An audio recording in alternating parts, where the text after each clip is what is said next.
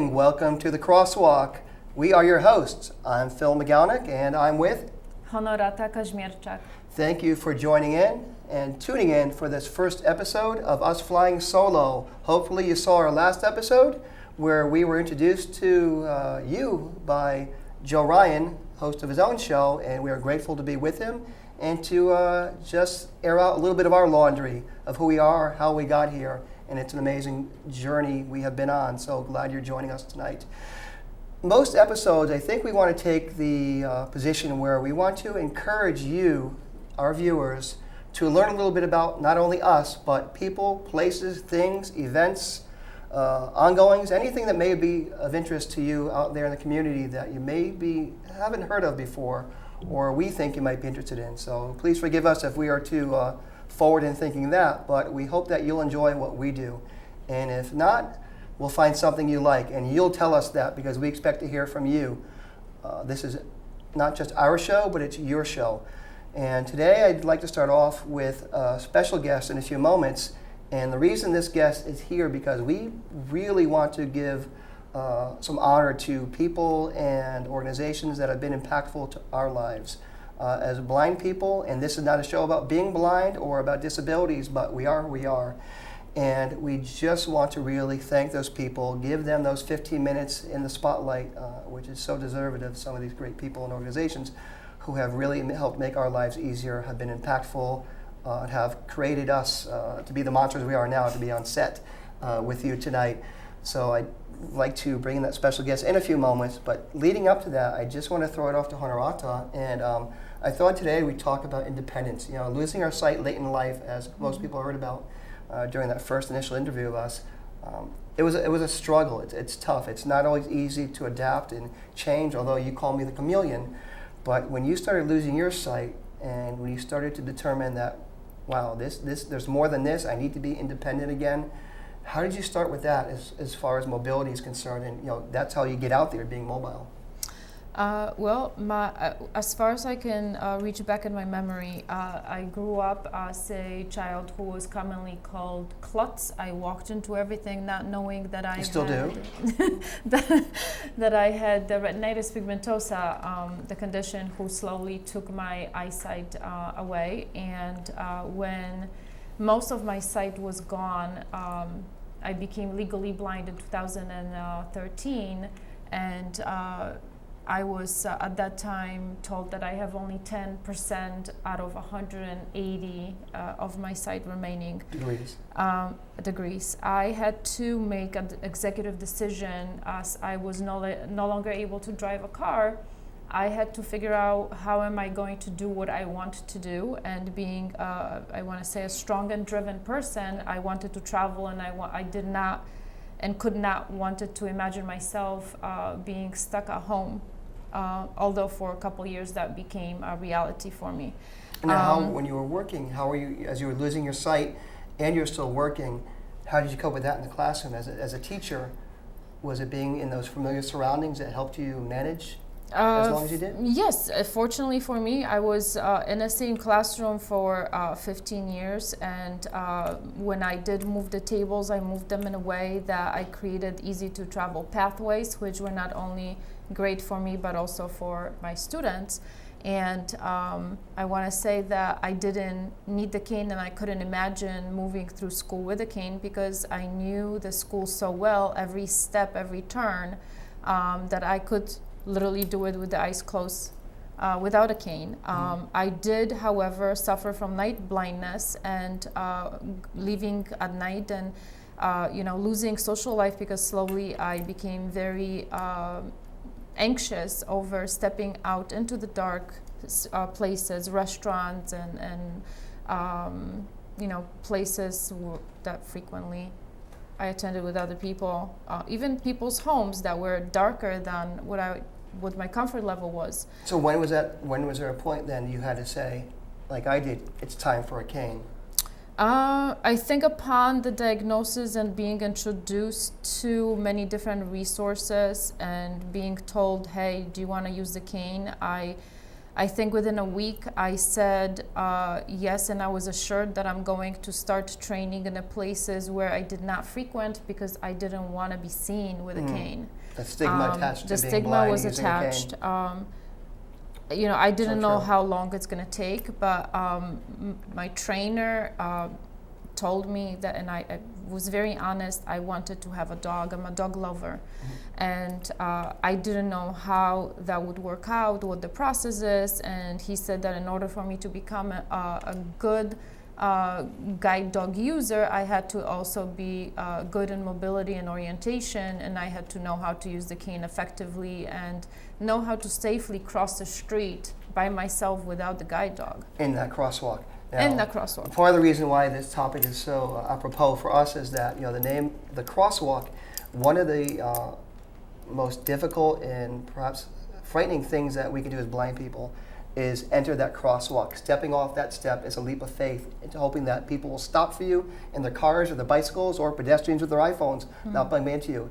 Getting through that crosswalk up to the other side is an achievement in and of itself.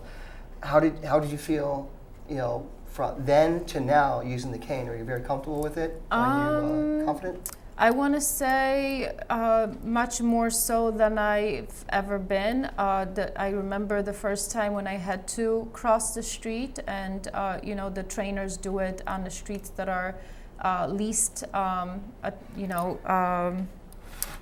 least busy. They brought me to Times Square. No, Wow. no. Matt didn't like me.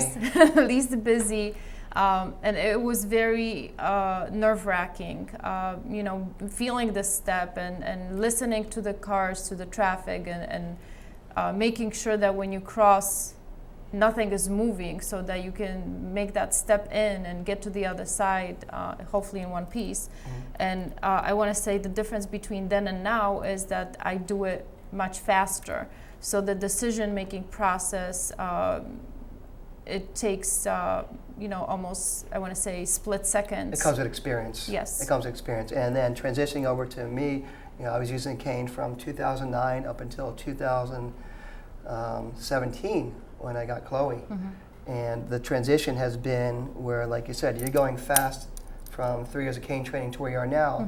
And me going from a cane to Chloe is like going on a F-16 jet. I mean, the transition was, you know, difficult. It was very stressful, but the speed when I was flying down sidewalks, I couldn't believe it. And, you know, I just want to move to Chloe for a minute.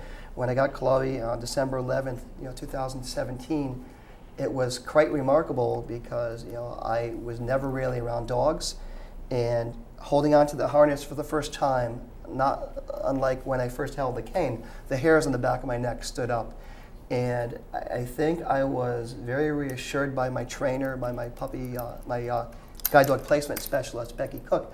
And she reassured me that, you know, it's not going to be easy. You know, some people tell me it's like a dance with a dog, but it was a very two of us with left feet, or her with 4 left feet and me with 2 left feet, trying to manage the first couple weeks. But we've come to it in the last 2 years. And I tell people all the time, you know, what really was a snap to me was that first couple of weeks of working with Chloe. Now, being blind with retinitis pigmentosa, you know, our common thing is night blindness first and loss of peripheral vision. And walking at night was something I didn't do, even with a cane. It's frightening. But we took a walk downtown Stanford with Chloe, and I held on to her handle, and I said forward, and I'm going to cry again. I think all of us were crying going down Summer Street in Stanford with Becky behind, and you know, that was what earned her keep. And I was always curious, you know, up until just last weekend when we ourselves got a Fidelco Guide Dog puppy to raise ourselves. I really didn't know much about the puppy process. You know, I get this dog and I unwrapped her and I thought she's ready to go. It's a lot of work, but it's a blessing. And now seeing the other side, the puppy, and knowing how we have to socialize and get it going, I really wanted to have someone from Fidelco on to not only talk about the puppy process, but where the guide dogs came from with respect to helping the blind, you know, what the process is from puppy to placement, as they call it. And then, you know, try to help educate some people, maybe a public service announcement to my parents and loved ones and friends of what to do and what not to do around a working guide dog. So I'd like to introduce Pete Nowicki from the Fidelco Guide Dog Foundation. I am indebted forever to Fidelco for providing me with Chloe at no cost to myself. This dog had 15,000 hours of training. It's a $45,000 effort to make this guide dog. So I'd love you, Pete, to introduce yourself, what you do, and maybe we could start off talking about why the dog as a guide for the blind. Well, thank you for inviting Fidelco Guide Dog Foundation here tonight to your show. It's very important as a nonprofit. We don't get any state or federal funds for the program. So word of mouth and our own fundraisers is what helps keeping it going. I'm glad to hear how well you're doing with her. It's always exciting to hear that, and that the dog is helping you be independent. And she's got a good life too. The two of you are a working team, which is so important for your mobility and your independence. Certainly.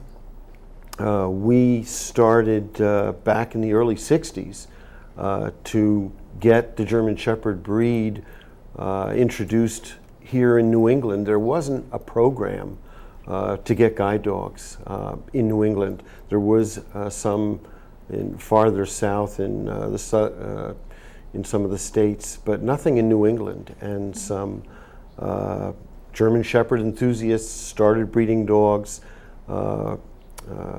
in the early 60s because as a herding dog, it has the desire to handle responsibility and to take on training, and has good stamina, a very dependable animal.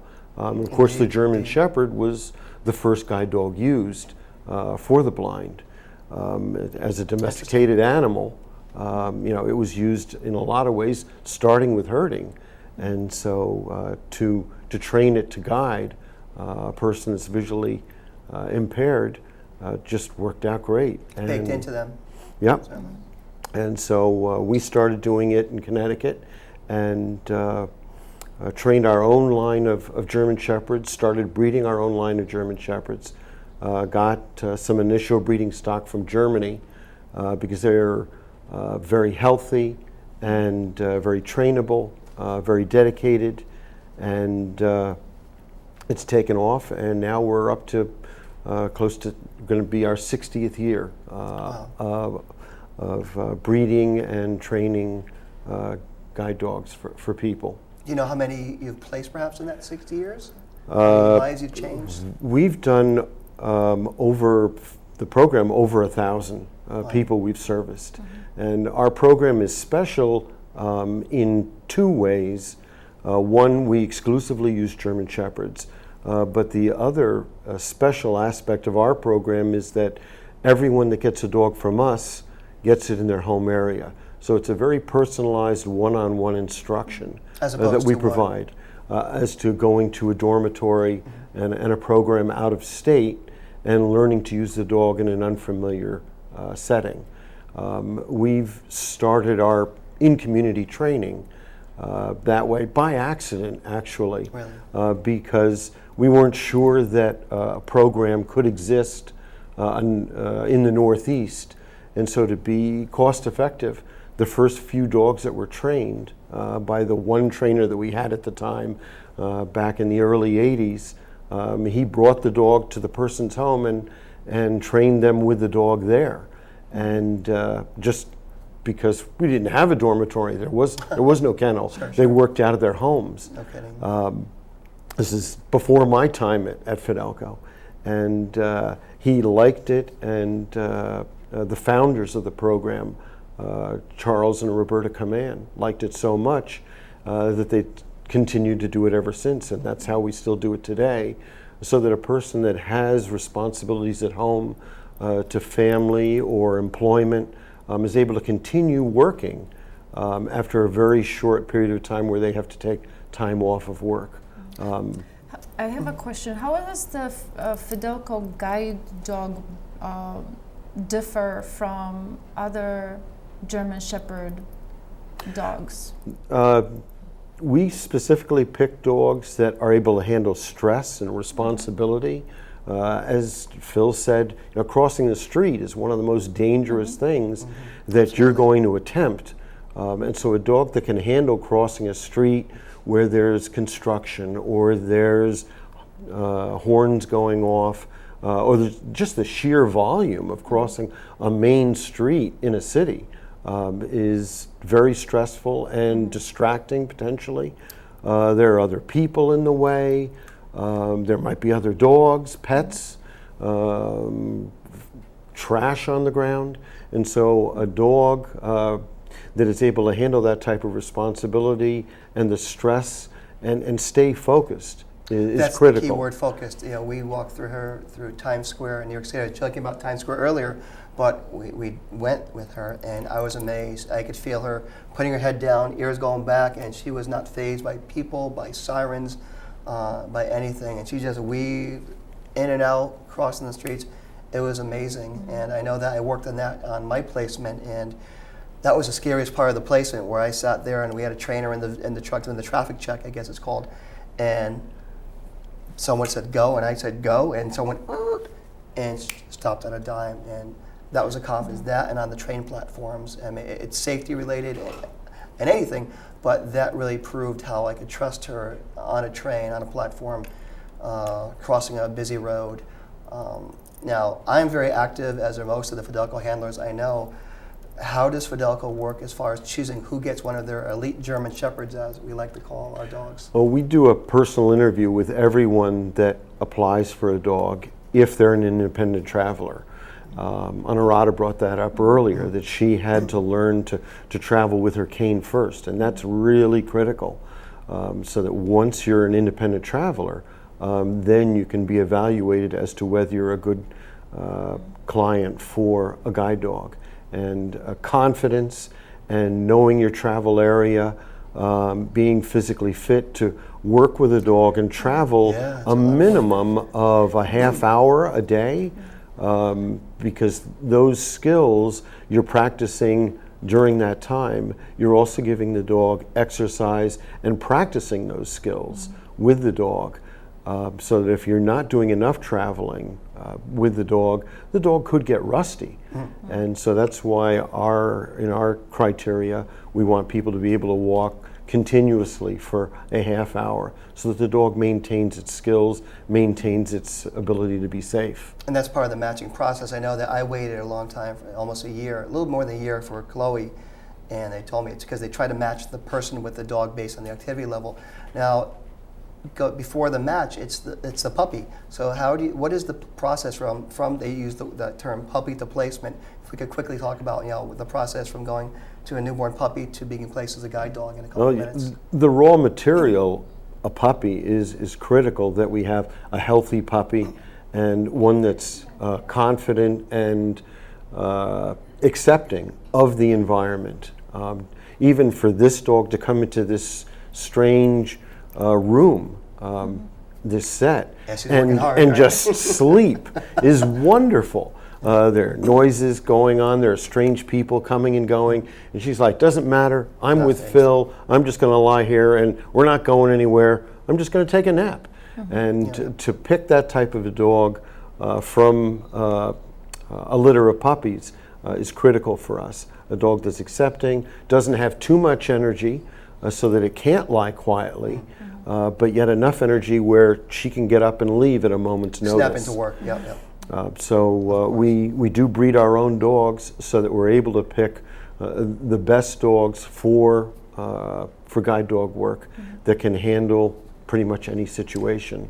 And that's, again, in the application process, is finding a dog that can match your pace. I mean, everybody walks a different pace, your balance, even the way a person talks. Some people have more confidence in their voice than others, and those aspects are taken into consideration in a match. Even the area that you live. Stamford and Norwalk is very different in Connecticut than, say, some rural area out in eastern Connecticut. So the environment where the dog has to work is taken into consideration. And you mentioned a lot of, I want to say, more psychological traits of the dog. How about physiologically? How are the dogs different or the same as other German Shepherds? It's mostly their mental ability to be sound under stressful situations and being accepting of things that can happen.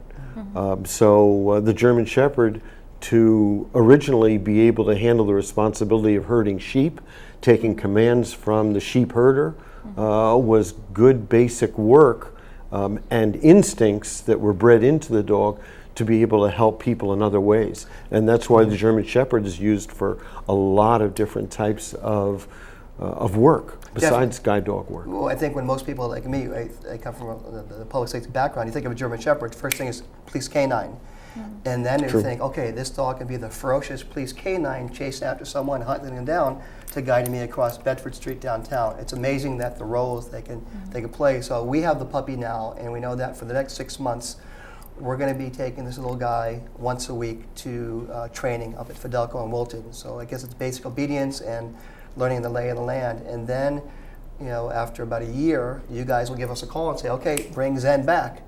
And then you turn him into a guide dog. What is that process? Because I'm totally oblivious to that part. It's really important, the job that you're doing as far as raising the puppy, because it's giving the puppy the foundation of being able to accept the outside world, accept strangers. So socialization and exposure is critical, so that when the dog comes in for training after you've had it a year and a half, then it's ready to take on challenges and accept the change first of leaving you and then coming to Fidelco and working with a stranger like myself, one of the trainer instructors. And then we're teaching the dog straight line concept, stopping for curbs, going around obstacles, ignoring distractions like food or smells or other dogs. And so you provide the foundation for the dog to go on to the next step, which is, I guess you'd call it like high school. Yep, graduate to the next grade and go on. So when we get that dog back fully trained, people are amazed and they think, wow, can that dog read? Can that dog read the stop? See the different color lights on the traffic control signal, see the walk or don't walk sign, or can I read a street sign? That's a common question, and that's, actually. People, and maybe we can move into that now. The dog's job when she's actually working. What is she doing for me? What are the misconceptions that people think she might be doing, but it's me kind of steering the car? So if you can address that, what is the job of the dog? And then let's just talk about really what they're there for. Yeah, the team effort of just crossing a street is very important because you have your responsibilities of knowing the layout of the intersection and judging the traffic, and is it a street that's controlled by a traffic light or is it controlled by stop signs? Her job is to get you to the destination, the down curb. So I have to know where I'm going. I'm not telling Chloe, hey, let's go to John's Pizza. That's correct. You shouldn't do I just that. hold on and she no, takes me there. you shouldn't do it. It's a team effort, working relationship. Once she takes you to the curb, then of course it's up to you to decide, do you want to turn or do you want to cross the street? And then you make the decision either with help from the public or listening, and then you tell her when to cross the street. If you're wrong, of course she'll refuse because the dog is trained to watch out for traffic. Or it is a situation where you could start the crossing and somebody goes through a red light. Sure. Cars are made very, very quiet. And so again, even though you made the correct decision, she needs to concentrate and pay attention to what she's doing so that if somebody does go through a red light or doesn't see you, the right turn on red, which a lot of blind travelers really hate that law, she'll stop for that car. She saved me in a crosswalk. We were crossing, it was a crosswalk by the train station, and the light was way back, maybe 100 yards. And the car was coming up, and we started going, and she just stopped dead. And I'm like, why are you stopping? Then I hear, and the lady starts crying, I'm sorry, I didn't see you. She was on her phone.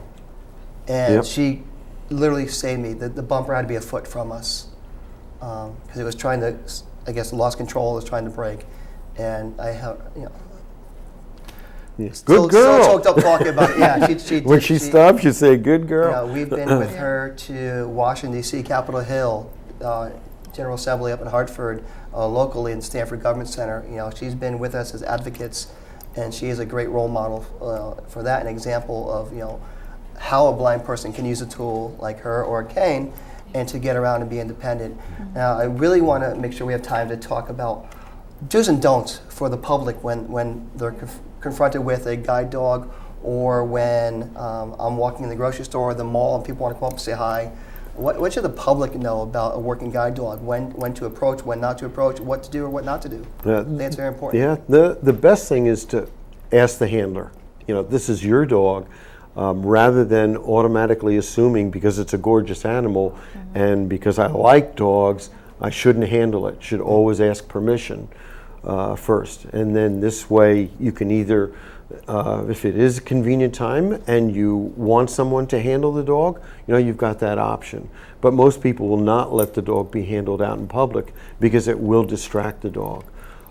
So people shouldn't make noises at the dog. They shouldn't try and feed it. And as much as some people, well-meaning, want to help, they really should talk to you and contact you and say, hello, beautiful dog. Many people will break the ice by saying, what's the dog's name? You basically, we discourage people from giving the dog's name. Yeah, I give a fake name. She's Bob. Yeah, Bob is a good name.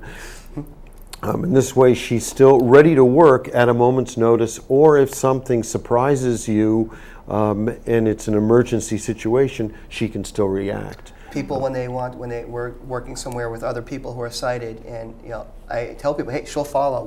We'll get there. Just go ahead of us. But some people are often, just want to grab her heart, grab her handle with me and think they're trying, think they're helping, and it's just confusing for the dog. It's dangerous for me. It's a big distraction, and it's always a delicate balance between educating someone and saying, leave my dog alone. I've had people come up in the grocery store and say, oh, I know I can't talk to you. You're working, and I want to kick him in the shin, and she's trying to calm me down. We have different personalities, so that's the biggest obstacle I try to overcome. And people they're mesmerized when she pops up from under a table at a restaurant because she's so well behaved, like she's like here. Yeah, and, that's one of the nicest things that people can say about a dog is, oh, I didn't know it was there. Didn't know it was there. Which is wonderful. But people that do want to help, that's wonderful.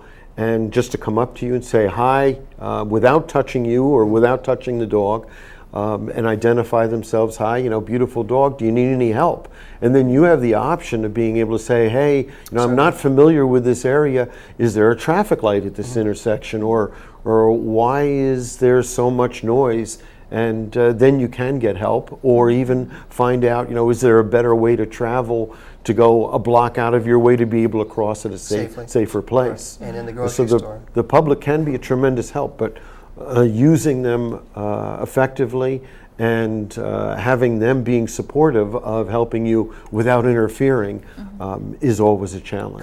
I just want to thank you for bringing all that into our conversation today about mobility and independence. So thank you for being here. My pleasure. Peter, thank you. I want to thank our audience so much for joining us in our first episode. We're going to grow. We want you to grow with us. I'm wearing a King's School hat right now because I went to King's School. I'm a proud alum. And if you have an organization or a team or something you'd like to see on our show, send a message to me at the crosswalktv@gmail.com, the crosswalktv@gmail.com. Any comments, any issues you may have, anything you'd like to have us talk about or have come on as a guest, we're here. I'll wear your hat. If you have a bandana with the colors, we'll put it on Chloe. This is your show. Would you like to say anything, honey, before we wrap up for our first real episode? I just wanted to say that wrapping up with the dog, that as much as the cane is an extension of my arm and helps me find obstacles,